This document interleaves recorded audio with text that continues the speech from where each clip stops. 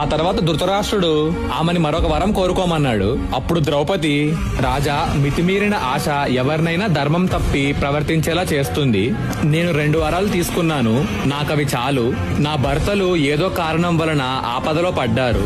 ఇప్పుడు వాళ్ళు స్వతంత్రులు, వారు ధర్మాన్ని అనుసరించి అభ్యుదయం పొందుతారు అని చెప్పి సున్నితంగా వరాన్ని తిరస్కరించింది. అప్పుడు కర్ణుడు ఇలా అన్నాడు, ఇంతవరకు ఏ స్త్రీ చేయలేని అద్భుతాన్ని ఈ ద్రౌపది చేసి చూపించింది. కష్టాల కడలిలో పడి మునిగి నశించిపోతున్న పాండవులని ఒక్క మాటతో గట్టున పడేసింది అని ఆశ్చర్యపోయాడు. అప్పుడు భీముడు యుధిష్ఠిరుడితో ఇలా అన్నాడు, సోదరా, నువ్వు అనుమతిస్తే ఇక్కడున్న శత్రువులందరినీ ఇప్పుడే వధిస్తాను.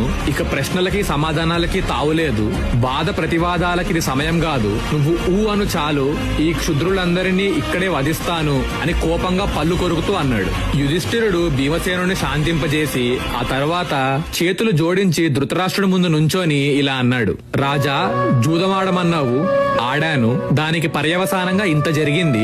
ఇప్పుడు మేమేం చేయాలో ఆజ్ఞాపించు. నీ ఆజ్ఞ మాకెప్పుడూ శిరోధార్యమే అని అన్నాడు. అప్పుడు ధృతరాష్ట్రుడు, అజాత శత్రువు, నువ్వు ఇక్కడ ఓడిపోయినవన్నీ తిరిగి నీకే చెందుతాయి.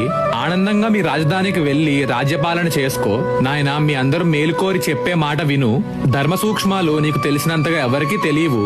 అందుచేత నా మాటలు నీకే అర్థమవుతాయి. ఉత్తములు ఎవరి పట్ల శత్రుభావాన్ని మనసులో నిలుపుకోరు. వారు ఎదుటివారు చేసిన అపచారాన్ని మన్నిస్తారు. వారిలో ఏ కొద్దిపాటి మంచి గుణాలు ఉన్నా వాటినే స్మరిస్తారు. దుర్యోధనుడు చేసిన పనులు మనసులో పెట్టుకోకు. దుర్యోధనుడి గురించి ఆలోచించే ముందు వృద్ధురాలైన తల్లి గాంధారిని, వృద్ధుణ్ణి అంధుణ్ణి అయిన నన్ను తలుచుకో. జూదానికి నేను అనుమతించాను. మీరంతా నా కుమారులే. మీ బలాబలాలు తెలుసుకోవాలనే ఈ జూదం అనుమతించాను. నాకు వేరే ఉద్దేశం లేదు. అయినదేదో అయిపోయింది. ఇక్కడ జరిగినవన్నీ ఇక్కడే మర్చిపో. నీకు శుభమగుగాక అని అన్నాడు. పాండవులు హస్తినాపురం నుంచి ఇంద్రప్రస్థానికి బయలుదేరారు.